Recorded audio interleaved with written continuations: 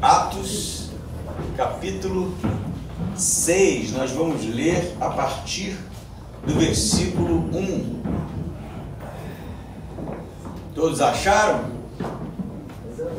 Esqueci, né? Diz assim: naqueles dias, crescendo o número dos discípulos, houve reclamação dos judeus de cultura grega contra os demais judeus, pois as viúvas daqueles que estavam sendo deixadas de lado na distribuição diária dos mantimentos. Em razão disso, os 12 convocaram a multidão dos discípulos e disseram: parece implicância isso, né? Vou só olhar para ela.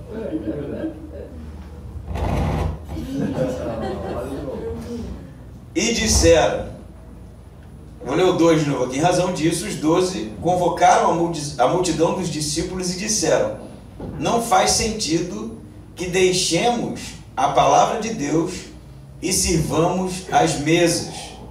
Portanto, irmãos, escolhei dentre vós 7 homens de boa reputação, cheios do Espírito Santo e de sabedoria, aos quais encarreguemos desse serviço, mas nós nos devotaremos à oração e ao ministério da palavra.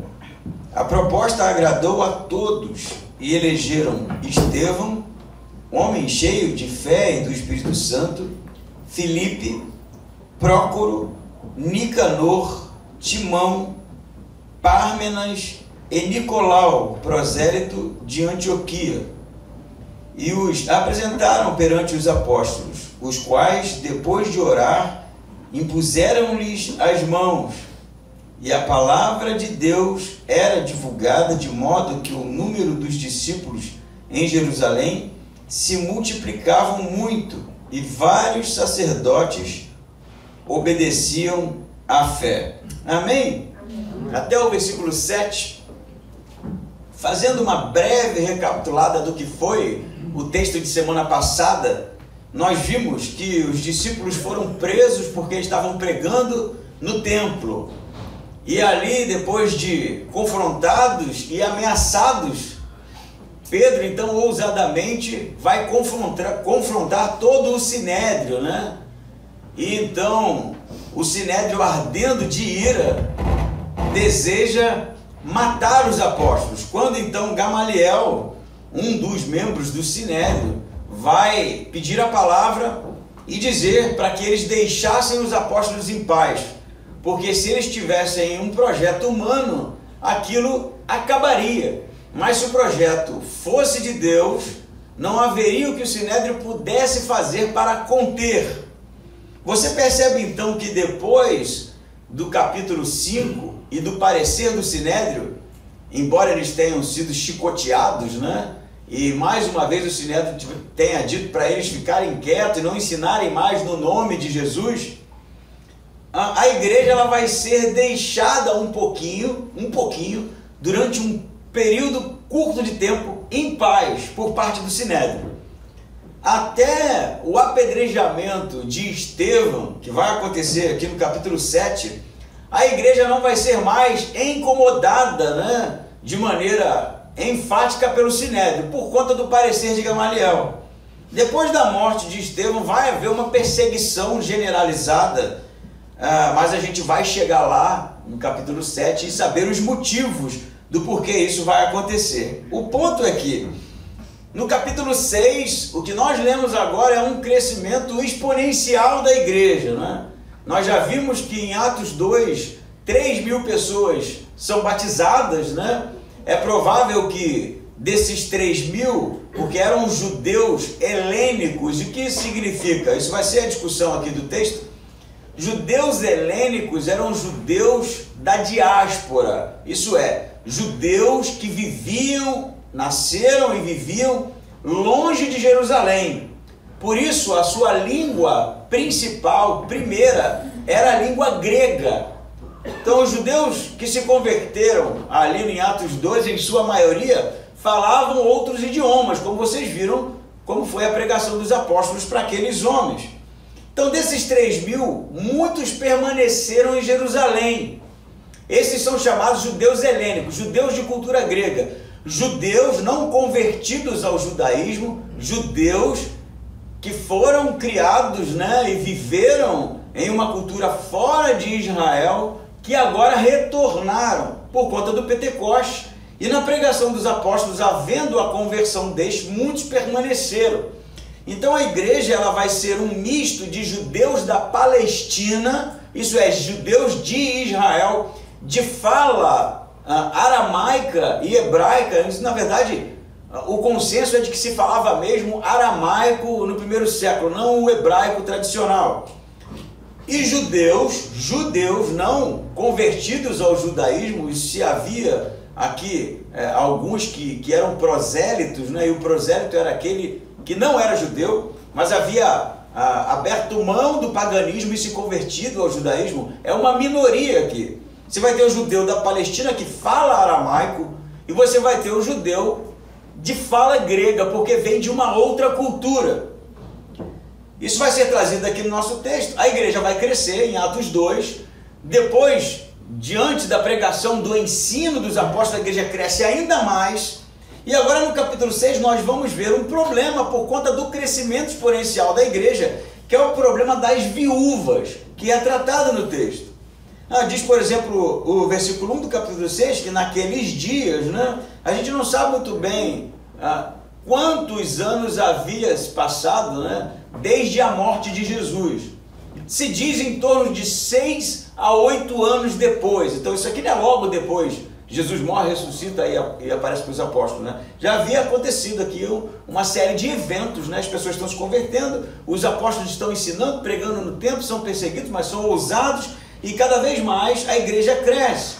O crescimento exponencial aqui vai gerar, né, o que Lucas vai dizer para a gente, uma reclamação, versículo 1 vai dizer, uma reclamação dos judeus helênicos, ou dos judeus de cultura grega, em algumas versões, contra os demais judeus, ou judeus palestinos em algumas versões. Qual é a reclamação?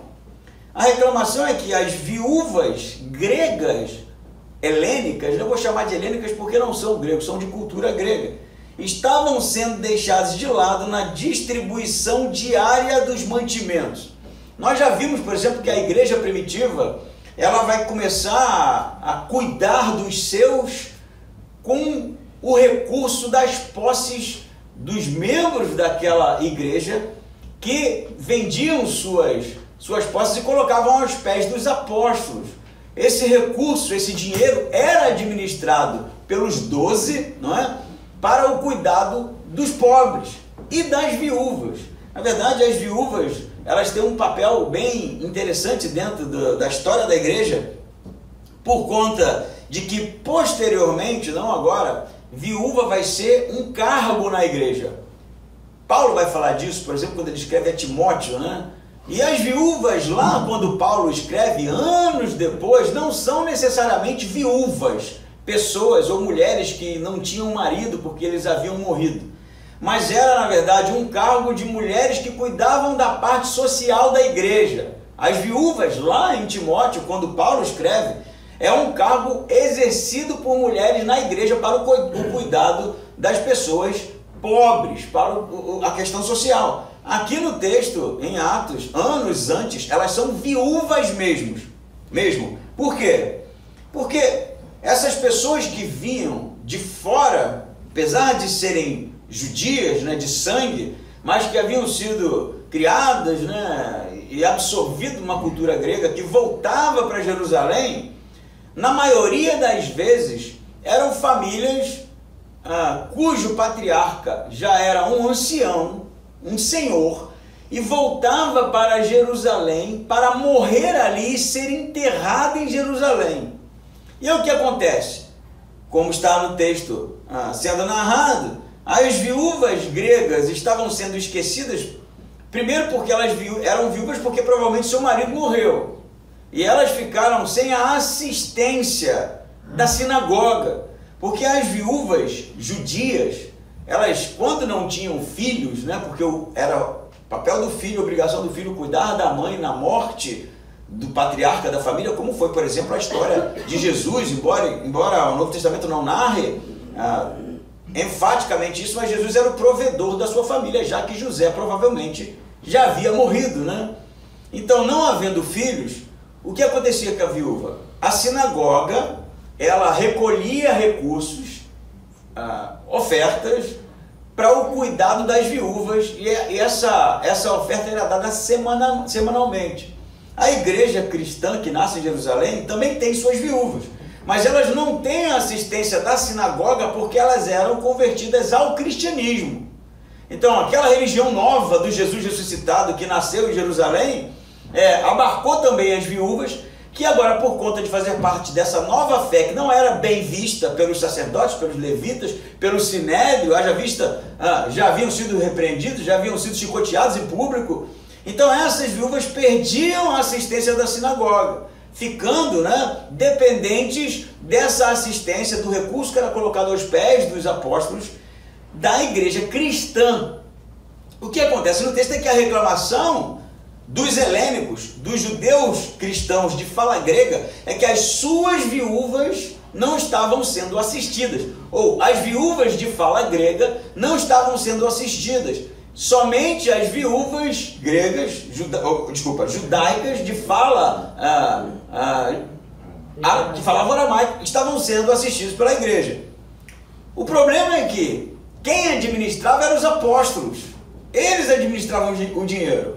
A gente não sabe como era a logística, porque pensa, se a igreja tinha aqui em torno de 5, 7, 8 mil pessoas, e se um terço disso, ou menos, quem sabe, fosse de pessoas pobres, imagina o tipo de administração que teria que acontecer para que esse recurso chegasse nessas pessoas. Provavelmente esse dinheiro era retransmitido, repassado para outras pessoas. No final da história, existe o problema da língua, Os que falavam grego provavelmente não tinham uma comunicação muito boa com os que falavam o aramaico, além do fato de que o judeu grego era mal visto. Isso não pode ser perdido no texto, porque os judeus não cristãos olhavam os judeus de cultura grega com olhos desconfiados. Não olhavam para eles como judeus 100% puro, porque eles tinham uma cultura pagã, uma língua pagã, a ponto de, por exemplo, se você ler o capítulo 7, a sinagoga em que o Estevão vai ser apedrejado, porque discute com eles, é uma sinagoga de judeus gregos, chamada Sinagoga dos Libertos. E eles se reuniam na sinagoga em grego. Então você tinha sinagogas que ensinavam na língua materna, o aramaico, era a maioria, e algumas sinagogas de judeus que voltaram para Israel, que cultuavam em grego, na sua língua, porque eles, na maioria das vezes, nem falavam aramaico. E vai ser nessa sinagoga que Estevão vai ser apedrejado ali, porque ele era grego. Então, havia o problema da língua, na distribuição do alimento, do recurso para tanta gente. O problema da língua era realmente um impedimento. E havia o problema da desconfiança, de olhar para esse grupo como um grupo menor, como um grupo estranho, diferente demais. Isso provavelmente está sendo inserido nessa narrativa segundo os comentaristas. O ponto é que, como falei, a responsabilidade vai recair sobre os 12, porque eram eles quem administravam o recurso, como o livro de Atos diz.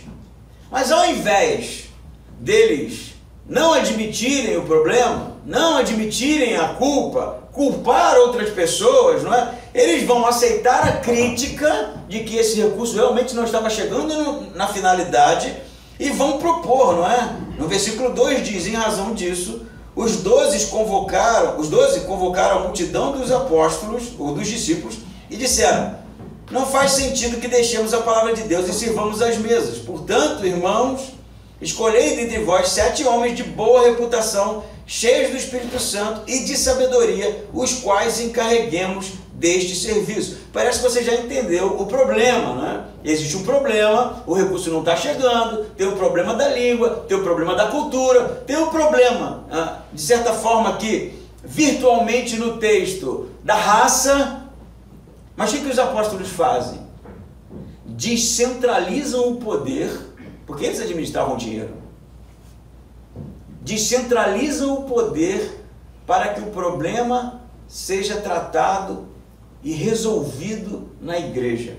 Eu vou falar para você hoje de 3 aspectos de uma igreja saudável e bíblica.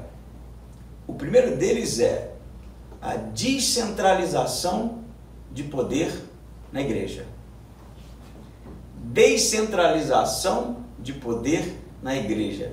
Embora eles fossem os apóstolos, seguidores de Jesus e autoridade na igreja, eles não estavam preocupados em serem o centro daquela igreja, em serem o tipo que estão envolvidos intensamente em todos os ministérios, inclusive, né, o que eu penso ser o mais problemático, o da administração dos recursos. Eles reconhecem que eles não têm condições nem capacidade de mexerem com dinheiro. É o que está acontecendo? Nós não temos condição. A gente vai ter que passar essa bola para frente. E eu penso que uma igreja saudável é uma igreja que reconhece que a responsabilidade de resolver certas coisas na igreja não é do líder, não é do pastor, é da igreja, do corpo. E outra coisa que eu vou dizer para você, se você conhece alguma igreja em que o pastor é que cuida do dinheiro, que o pastor é que cuida da administração, que o pastor é o centro de todos os ministérios, corra disso. Isso é receita para dar problema. Porque o texto vai dizer para a gente qual é a responsabilidade dos apóstolos aqui, a gente vai chegar nisso, mas no primeiro momento, a igreja não pode ser uma igreja centralizadora se ela deseja ser uma igreja bíblica e saudável. A igreja precisa ser uma igreja que reconhece os seus problemas, reconhece as falhas, porque somos todos falhos, não é isso? Os apóstolos reconhecem isso aqui. Eles não ficam inventando desculpas. Não, nós somos apóstolos, estivemos com Jesus. Como vocês ousam, né, falar que nós não estamos administrando bem os recursos? A culpa é de vocês. Eu não mandei vocês falarem outro idioma, ou coisa do tipo. Eles, cheios do Espírito Santo, reconhecem que há uma dificuldade. E como é que é resolvida a dificuldade? Eles levantam a mão, oram e buscam em Jesus, porque eles vão dar o direcionamento de quem vai administrar e nomeia outras pessoas. É isso que está escrito aqui? O que está escrito? A igreja é reunida. E quem decide os 7? Eu quero ver de vocês, gente. A igreja, velho. A igreja, velho. Não são os apóstolos. Embora eu desconfie que se eles quisessem, eles poderiam. A gente vai então nomear 7, né? Mas é isso que eles fazem. Eles reúnem o corpo, a multidão dos discípulos, assim está traduzido, porque era muita gente, e pede que eles escolham os nomes de 7, para que esses fossem responsáveis. Aí aqui está assim, servir a mesa, né? A gente pensa, tá, eles são os responsáveis por levar a comidinha lá na mesa. Não, queridão, da grana, do dinheiro que era colocado aos pés dos apóstolos, eles não queriam mexer nisso. Eles pediram que a igreja escolhesse 7 pessoas capazes para cuidar daquilo. Então, no primeiro momento eu falei para você que uma igreja saudável é uma igreja que não é centralizadora, de líderes, pastores que não são centralizadores, que não colocam todos os holofotes em si, que não ficam segurando todos os ministérios como uma microadministração, querendo saber como a coisa funciona, porque se não for do jeito dele, não é de Deus. Não, não é isso. Uma igreja saudável é uma igreja em que a igreja é participante ativa dos problemas, e ela está reunida ali, disposta a realmente resolver. Um segundo aspecto ainda dessa porção que nós lemos, é que a decisão é da igreja, é do corpo, não é do líder, não é do apóstolo, não é do pastor, é da igreja reunida, porque Deus fala através da igreja, do corpo. Se é uma igreja saudável, né, levando isso em consideração, se é uma igreja realmente que está buscando a Deus, Deus decide através da igreja. E se algum líder ou igreja que você passou ou ouviu falar, ele, quem sabe, busca demonstrar para a igreja que ele é a grande voz de Deus aqui, ó. É o que sabe as coisas, né? Aquele que Deus usa, e que a igreja é só quem sabe, um ouvido atento para aquilo que ele vai dizer. Saia fora. Não é isso que está aqui. Uma igreja saudável é uma igreja que participa ativamente dos problemas que são problemas pertinentes ao reino de Deus. Amém? Pô, isso é lindo, né? Você já viu um pastor pregar isso? Eu não sou o centro aqui não, gente. O problema é que quando eu falo isso, eu estou querendo ser o centro, para dizer que eu falei que não sou, né? Mas não é esse o caso. O texto está dizendo que é o corpo, né? Que é realmente... poder não quer dizer absolutamente nada. Na verdade, o poder é o problema da queda, né? É o problema da queda. Na verdade, tem dois aspectos aqui bem interessantes que pode levar à queda qualquer líder em qualquer igreja. Primeiro, o dinheiro, né? Mexer com dinheiro não é coisa para pastor. Pastor não foi chamado para ser administrador, né? Pastor não foi chamado para ser aquele que investe na bolsa de valores com o dinheiro da igreja, né? Não foi chamado para isso, não. Tem pessoas capacitadas e levantadas por Deus para fazerem isso. E ele precisa realmente abrir mão disso. Isso pode ser trampolim mesmo para o quinto dos infernos, né? Segundo aspecto, poder, queridão. Poder. Os apóstolos poderiam centralizar nesse sentido, né? Ser os caras que detêm o recurso. Quem tem o dinheiro na mão, negocia, né? Você não vai andar do jeito que eu quero, não? Acabou lá aquela farpelinha que estava ajudando a viúva lá. Poderiam fazer isso, mas eles não fazem. Eles não querem saber porque eles foram chamados por outra coisa. Outro aspecto interessante aqui. Diz que eles escolhem os 7, não é?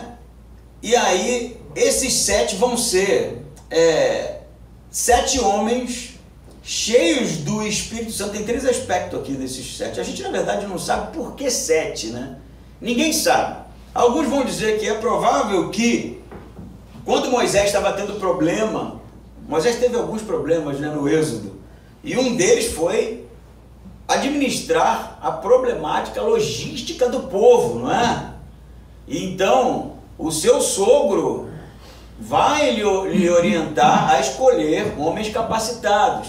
Embora lá não esteja o número 7, mas você vai encontrar posteriormente, quando o povo começa a reclamar, né, que queria voltar para o Egito, e aí Moisés fica, né, tiririca, dá uma reclamada, fala até com Deus: eu não parei esse povo, eu não sou responsável, tenho que ficar levando esse povo no colo. E aí Deus vai dizer o quê? Escolha 70 homens para lhe ajudarem justamente a lidar com isso, para que você não fique sozinho, né? É possível que esteja uma referência aqui no grupo dos 7, como Moisés no deserto, né, através da orientação de Deus, escolhe 70. É possível, embora não provável, né? Independente do número 70, diz que esses homens deveriam ser o quê? Essas são, na verdade, o direcionamento que os apóstolos dão, né, não é de escolher as pessoas, mas eles falam que esses homens precisam ser, primeira coisa, de boa reputação, pessoas bem vistas pela comunidade, pessoas de boa índole, né, de bom testemunho. Esse seria um dos critérios, né, para que esses homens fizessem parte do grupo dos 7. Outro aspecto, cheios do Espírito Santo. O povo lá, os 8 mil, 10 mil, iam ter que escolher homens que tinham um testemunho, tinham uma vida pública conhecida, pessoas de boa índole, reconhecidamente bons homens em Israel, em Jerusalém. Segundo aspecto, cheios do Espírito Santo. Não era escolha dentre a multidão aquele que é melhor administrador, né, tem mais capacidade administrativa, aquele que fez o curso em Harvard, né? Não é isso que eles estão pedindo. Eles estão pedindo homens cheios do Espírito Santo. Terceiro aspecto, cheios de sabedoria, não é isso? Homens sábios, vividos, com bom testemunho, cheios do Espírito Santo. Esses são os 3 aspectos aqui trazidos pelos apóstolos para que essas pessoas fossem colocadas ali. Não é sobre isso, né, o texto, necessariamente, embora esses aspectos estejam sendo trazidos aqui, mas a gente tem uma diretoria na igreja, não tem? Tem, né?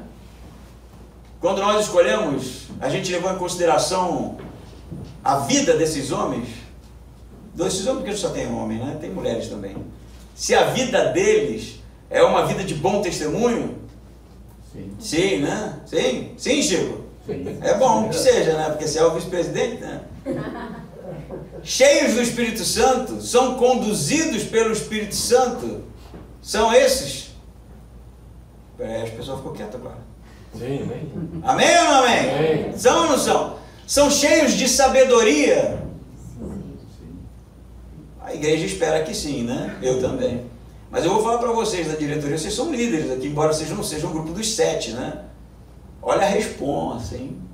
Olha a responsa, que é reino de Deus, não é bagunça, e você precisa ser alguém como líder, cheio do Espírito Santo, cheio de sabedoria e alguém de bom testemunho na sociedade. Percebe isso aqui? Exercer cargo na igreja não é para qualquer um, não. Não é, chama lá para cantar na igreja, está desviado, mas isso vai fazer bem, né? Vai fazer bem, velho. Aí canta aqui, a pessoa está com a vida toda bagunçada lá fora, e aí alguém vê cantando aqui e fala, essa igreja não é séria não. Conheço aquilo ali, um vagabundo, né? Está cantando lá na igreja, está pregando, pior ainda, né? Entende isso? É algo sério. Os apóstolos, a gente não vai decidir isso aí. Vocês vão decidir, mas que sejam homens cheios do Espírito Santo, que sejam pessoas de sabedoria e de bom testemunho público. Precisam ser para fazer parte realmente deste ministério, né? Embora a palavra seja diaconia aqui, e muitos vão usar esse texto para a origem dos diáconos, é um grande erro na verdade, porque aqui não tinha diácono nos formatos que tem hoje, isso é bem posterior, né? A palavra diaconia aqui vai ser usada no servir a mesa, diaconia, mas os apóstolos também vão usar, quando eles dizem que eles vão se dedicar à pregação da palavra, também é diaconia. Então é o serviço da pregação da palavra aqui, e é o serviço da administração e do cuidado dos simples, né? Das viúvas aqui. Pois então, vamos avançar aqui, porque ainda tem muita coisa para dizer nessa pequena porção, né? Que é muito rica. Uma vez escolhidas essas pessoas, a gente vai perceber que uma igreja saudável é uma igreja que descentraliza, né? Esse é o tópico maior no primeiro aspecto. No segundo aspecto, é uma igreja inclusiva. Amém. Inclusiva. A palavra hoje em dia soa meio esquisita, né? Inclusão, aí você vê um monte de coisa na rede social, né? Uma bagunceira danada, e acha que a palavra ela é ruim. Não, inclusiva. E eu vou lhe dizer por quê. Porque eles eram minoria. Eles eram, de certa forma, de uma cultura diferente. Eles eram de língua diferente. Mas o que a igreja faz? Abraça. Busca resolver o problema. E é mais do que isso. A gente vai perceber certos aspectos aqui muito importantes. Uma igreja saudável é uma igreja que não é centralizadora. Uma igreja saudável é uma igreja inclusiva, que se preocupa com os pequeninos, que se preocupa com os frágeis, que se preocupa com aqueles que pode ser em certas instâncias, que segundo o nosso julgamento não tenham muita coisa para oferecer para a igreja. Afinal de contas, são pessoas de posse, são pessoas pobres, não são pessoas de uma cultura pura, né? Aqui é judaica, por que não alemã, né? Não é alemão, não é isso? Eu não sou alemão, eu sou vira-lata, né? Eu venho do Rio de Janeiro. Então, são pessoas frágeis, esquecidas pela sociedade. Mas o que a igreja faz? O que os apóstolos fazem? Abraça o problema. E você sabe que a coisa mais certa que eles estão fazendo é essa. Eu vou lhe dizer por quê. Porque o crescimento da igreja aqui, exponencialmente, embora ela tenha crescido, mas ela vai crescer muito mais, o texto vai dizer isso, porque ela não vai ser somente uma igreja que prega o evangelho para os judeus dali de Jerusalém, né, e que eles estão se convertendo. Vai ser uma igreja que vai pregar o evangelho para o mundo. Por causa de quem? Dos judeus helênicos. Isso aqui é top nesse texto. O primeiro a criar um problema vai ser o Estevão, que não é judeu, é judeu helênico. E por causa dele, a pregação do evangelho vai gerar uma perseguição, e aí a perseguição vai fazer com que os helênicos fujam de Jerusalém e eles começam a evangelizar o mundo, meu amigo. Por onde eles passam, eles estão falando do evangelho, fugindo, né? Isso é motivo para uma discussão posterior, mas o crescimento mesmo exponencial que vai ser o evangelho para todas as nações se dá por causa desses pequeninos, desses frágeis, desses pequeninos, tornando a dizer, que estão realmente em um lugar de segunda categoria dentro do que se entende ser a cultura judaica do primeiro século. Eu vou dizer uma coisa para vocês.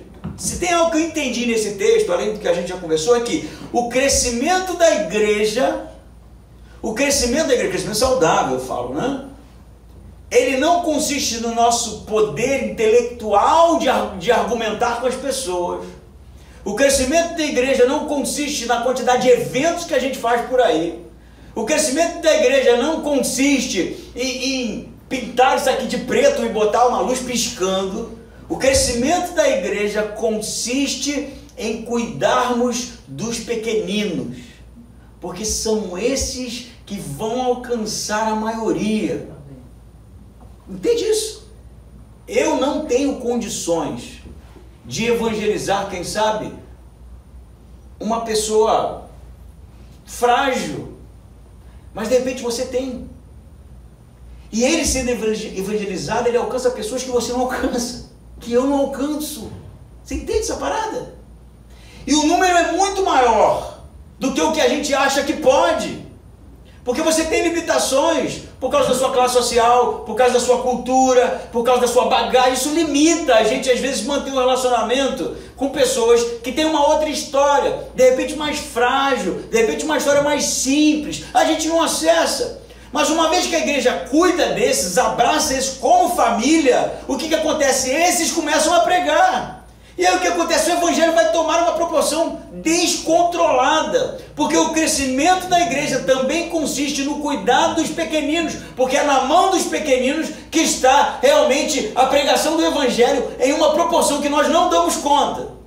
Amém isso? Amém. Já pensou nisso? Cara, eu pensei nisso nesse texto, hein? Impressionantemente. Falei, a gente fica tão preocupado, né, em pregar para os prefeitos, né, para os vereadores, para os, sei lá, reunião da OAB, né? Isso é tudo válido.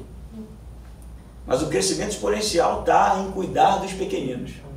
Porque uma vez que um pequenino se converte, meu amigo, é fogo na roupa. Aí a gente vai ter trabalho. Aí a gente vai ter trabalho. Começa a trazer gente. E a gente não sabe nem o que fazer, né? As igrejas crescem assim.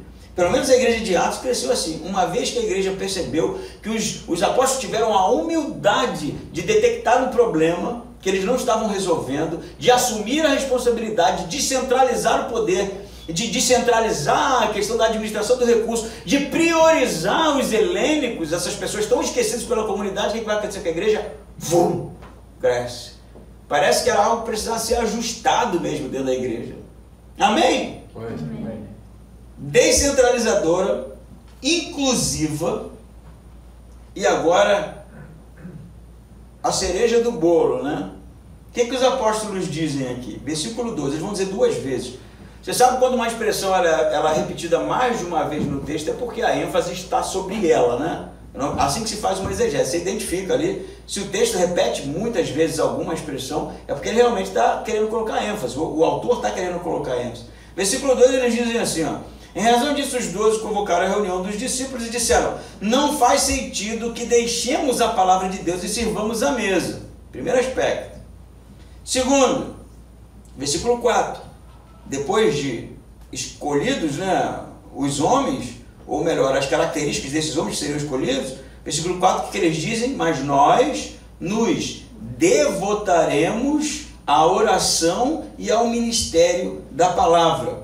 Sabe o que significa no grego? Aqui está devoção, né? Provavelmente tem outra tradução aí, porque a palavra é proskartero, que significa esforço intenso, fazer esforço intenso em algum aspecto ou sobre alguma coisa. O que os apóstolos estão dizendo?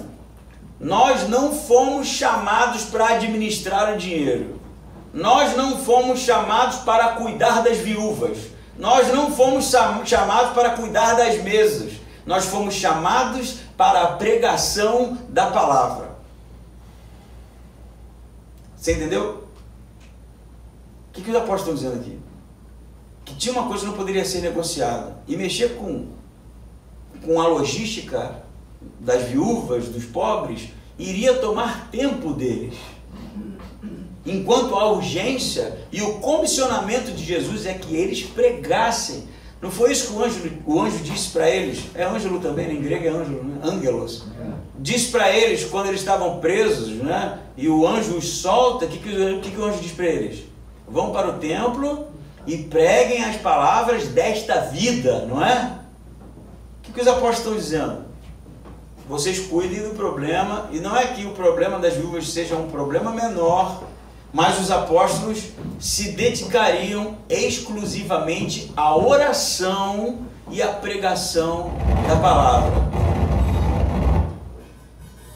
Pois então, eu percebo que esse aspecto da igreja primitiva se perdeu. E vou ser bem honesto com você aqui. Eu percebo pastores ótimos administradores. Constroem que é uma beleza, né? A igreja, prédio, patrimônio cresceu. Mas o sermão do cara é uma água rala. Sabe por quê? Porque ele está envolvido num monte de coisa e aí senta para preparar o sermão no domingo. Eu vou dizer uma coisa para você. Você sabe quanto tempo tem só o Novo Testamento? 2000 anos. Sabe a língua que foi escrita? Grego koiné. Não se fala mais, é uma língua morta. Está traduzido para português, mas não está 100% próximo do texto grego, não. Aí o que a gente tem que fazer? Sentar segunda-feira, começar a estudar a língua antiga, para entender o que o autor quis dizer para esse tempo. Uma vez entendido, você estuda mais na terça, estuda mais na quarta, lê livros e livros e livros de pessoas que dedicaram a vida inteira para entender realmente a mensagem principal, para traduzir, para produzir conteúdo, para trazer compreensão. Segunda, terça, quarta, quinta, sexta, sábado você lê. Você não come na casa das pessoas no domingo, no sábado, não pode porque está estudando, porque você precisa ser alguém que prega a palavra. Não adianta nada eu viver na tua casa, fazendo jantinha, churrasquinho, ai que legal, pastor, vamos fazer um eventinho, estamos lá, e chega no domingo e apresenta uma porcaria de um sermão para você. Isso não é bíblico, isso precisa ser abandonado, porque o pastor teólogo sumiu. O pastor teólogo sumiu, não se expõe mais à palavra de Deus. Os pastores ficam trabalhando a semana toda em prol do bem-estar do membro, para ele ficar felizinho. Ai, o pastor veio aqui em casa e comeu. Ai, o pastor fez um evento, foi comigo no cinema, jogou bola comigo, veio assistir Netflix. Cadê o sermão, caramba? Cadê a exposição da palavra de Deus? Cadê o ensino bíblico? Sumiu. E aí a gente fica todo feliz, até um dia que ele não for na tua casa. Aí você, o pastor não presta, né? Esse pastor não presta, ele é insensível. O que os apóstolos estão dizendo aqui? Eu quero que vocês repitam isso comigo. Eu não sou apóstolo, óbvio, né? Mas eles estão aqui exercendo o poder de liderança na igreja, né? O papel de liderança da igreja. O que o pastor precisa se dedicar? O que o líder precisa se dedicar? A oração e a pregação da palavra. Repita isso comigo. Oração e quê? Não, tá tudo errado, vocês estão tudo assim, né? Oração. Não é em grego não, tá?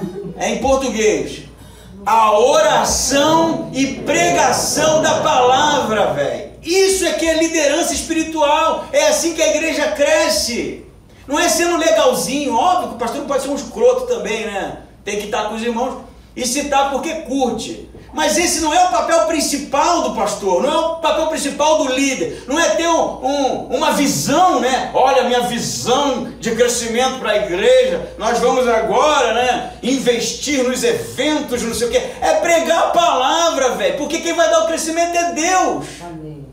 Não é pastor é um Zé Ruela, igual eu sou. Todos eles são homens falhos, pecadores, imperfeitos, vacilo. Eu toco guitarra bem, tirando isso o resto é ruim. Não, toco pra caramba. Consertar isso, eu toco pra caramba. Pastor, precisa pregar a palavra e orar, gente. Orar. Eu fui confrontado com esse texto aqui. Eu oro pouco, tem que orar mais. Eu tenho que orar mais. Se esse é realmente o aspecto principal de um líder espiritual, eu preciso orar mais. Eu estou orando pouco. E vou me organizar para que isso aconteça mesmo. Tenha mais tempo de oração. Que tenha mais tempo de dedicação à palavra, para trazer um texto para você aqui que traga luz, entendimento das Escrituras. Porque são as Escrituras que transformam a vida do homem. Essa semana eu fui no mercado, né? Estava eu, Lidiane e Luca no mercado, encontrei um rapaz, né? Que ele é crente de uma igreja aqui de Timbó. E aí eu falei, eu sempre convidei, quando é que você vai lá na igreja e tal? Ele falou, não, domingo não vai dar porque tem Santa Ceia. Aí eu falei para ele assim, não é Santa Ceia não, cara, é ceia do Senhor. Santos são os que participam da ceia. A ceia não é santa, né? Aí ele, eu nunca ouvi isso. Aí, né, já abre o leque para a gente trocar uma ideia. Aí ele falou da trajetória dele e tal. Eu falei, quanto tempo você tem de batismo? Ele falou, tem 6 anos. Eu falei assim, tem 6 anos. E como é que você foi batizado? Eu estava lá na igreja, fui visitar e falei que queria ser batizado, porque lá é assim, você chega e se você quiser ser batizado. Eu falei assim, mas isso não é bíblico?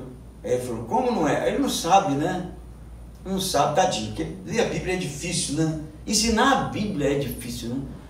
E aí eu falei para ele do testemunho público, da confissão de fé, da doutrina apostólica, da necessidade de entender aquilo que você crê, porque o batismo é algo que você vai demonstrar para as pessoas, você tomou uma decisão a favor de Jesus, além de ser o significado da morte e ressurreição de Cristo e tal. Ele falou, olha, eu nunca tinha pensado nisso. Aí eu falei para ele, nunca tinha pensado nisso, porque na tua igreja teu pastor não te ensina a Bíblia, cara. Tu foi discipulado? Não. Como é que você foi batizado? Você nem entende o cristianismo, você nem entende nada da Bíblia, você não conhece a Bíblia. Do que você crê? E ele ficou meio assim, né? Eu estava um pouco irritado, confesso. O preço das coisas está muito caro no mercado, gente. Você vai para comprar 1 quilo de carne, vai pegar um crente e você arregaça o cara. A culpa não é nem do cara, né?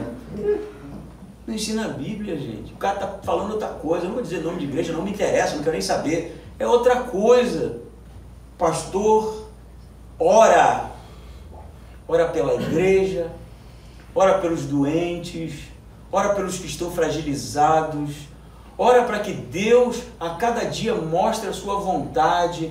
Pastor não tem um plano super top, não tem uma visão extraordinária, isso é tudo viagem. Pastor depende de Deus. Uma igreja saudável é uma igreja que descentraliza o poder. Uma igreja saudável é uma igreja que inclui, é inclusiva, está preocupada com os pequeninos. Uma igreja saudável é uma igreja que tem uma liderança que ora e prega a palavra de Deus.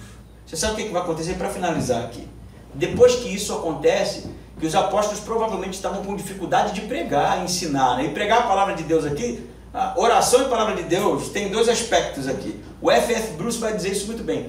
Ele diz, a palavra de Deus não é só a pregação evangelística, é o ensino, né? Porque eles sentavam no templo, no pórtico de Salomão, e os apóstolos ensinavam a doutrina ensinada por Jesus. Então não era um sermão, você precisa se arrepender, embora o querigma, né, a pregação primitiva, tivesse ênfase na morte do Messias, ressurreição do Messias e a possibilidade do arrependimento de pecados.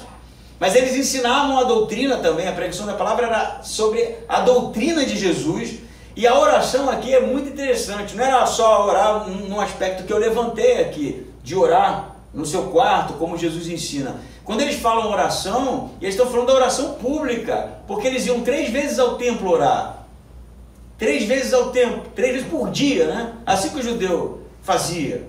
E eles, durante essa oração, compartilhavam da doutrina de Cristo. Então o F.F. Bruce vai fazer uma aplicação bem interessante. O oração aqui é a adoração pública. O que os apóstolos estão dizendo? Nós iremos nos dedicar à adoração pública, ao compromisso de orar, ao compromisso de trazer algo realmente da parte de Deus, ao compromisso de levar as pessoas à compreensão da palavra e à pregação. E a pregação evangelística expositiva e a doutrina realmente de Jesus. Aí o que acontece? Quando eles se desvencilham dessa problemática, dessa logística das viúvas, e provavelmente os órfãos também, embora não esteja no texto, o que diz o versículo 7? E a palavra de Deus crescia. Mas como é que a palavra de Deus cresce? Estranho, né? É uma expressão bem estranha no grego. A palavra crescia. Não é que a palavra crescia, é que a palavra que era ensinada pelos apóstolos começava a alcançar outras pessoas, mais pessoas, a fazer mais efeito. Eles estão agora de tempo integral se dedicando a isso. E aí o que o texto vai dizer? De modo que um número de discípulos em Jerusalém, que o número se multiplicava, e quem começa a se converter, gente? Leia aí no seu finalzinho aí. Diversos sacerdote. Tu sabe o que está acontecendo aqui? Não passa por sacerdote, se converteu o sacerdote. Os sacerdotes sacrificavam no templo, gente. Eles sacrificavam no templo. Os sacerdotes foram aqueles que queriam matar Jesus. Que esse cara tá louco, né? Ensinando um negócio. Eles eram zelosos. Sacerdote aqui. Eles começam a perceber que Jesus era o último sacrifício da parte de Deus. Entregue por Deus. Enviado por Deus. Começam a entender que era através do sacrifício de Jesus e da ressurreição de Jesus, morte e ressurreição, o último sacrifício, como diz Hebreus, que estava a salvação. O sacerdote começa a se converter. Por quê? Porque eles estavam pregando integralmente a palavra de Deus. Amém? Amém. Sabe quando a igreja cresce? Quando ela é uma igreja descentralizadora, eu vou insistir nisso para você decorar. Quando ela é uma igreja inclusiva e quando ela é uma igreja que prega a palavra de Deus. Porque quem traz crescimento à igreja é Deus. Deus. E Deus vai trazer pessoas para cá quando Ele perceber que essa igreja é uma igreja que cuida. Quando Ele perceber que essa igreja é uma igreja que vai ensinar o seu evangelho para os seus. Quando Ele perceber que essa igreja é uma igreja que inclui as pessoas, que se preocupa com os pequeninos. Porque Deus já conhece os salvos. Não que Ele tenha eleito ou algo do tipo, mas Ele é conhecedor, Ele é onisciente, Ele sabe. Todas as pessoas que estão em Timbó aqui, que vão se converter, Ele já conhece isso, Ele tem esse conhecimento. O problema de Deus deve ser assim, para onde eu mando? Para onde eu mando esses que vão se converter? Porque eu sei que eles vão se converter. E Ele vai mandar para as igrejas que se preocupam, que são zelosas, que realmente estão envolvidas com o reino de Deus. E Ele sabe que lá é o melhor lugar. Quando os discípulos começaram a pregar o evangelho, a orar mesmo, se dedicar a isso, quando a igreja abraçou os pequeninos, quando a igreja realmente decidiu fazer parte de uma maneira mais efetiva e intensa da problemática, do problema social, do problema do recurso, seja lá qual é o tipo de problema que estivesse acontecendo lá, a igreja começa a crescer. Então eu vou finalizar com isso. A igreja não cresce porque eu tenho um plano, eu nem tenho um plano. Eu falei isso no grupo, né? No grupo dessa semana. E às vezes eu fico pensando assim, pô Deus, eu sou um líder terrível. Eu sou um líder terrível. Eu não tenho um plano. Se perguntar para o pastor, qual é o teu plano de crescimento? Eu não sei nem o que eu vou te responder. Eu não vou inventar nada. Eu não sou alguém que tem uma visão mega ultra supimpa, super revolucionária, não tenho. Se você me soltar numa selva, eu não sei nem o que fazer. Mas eu garanto o coelho para hoje. Para hoje eu garanto. Amanhã eu não tenho a menor ideia. Mas a minha oração é essa aqui, Senhor, que o Senhor dê o crescimento para a igreja mesmo assim. E me capacite. E que realmente me faça ferramenta para que o Senhor use, porque eu não tenho a menor condição. E eu sei que você também não tem. Ninguém aqui tem. E se a gente for congregar com essa ilusão de achar que tem um super-homem aqui, que tem super crentes aqui, que tem uma super, seja lá o que for, modelo de culto, para com isso.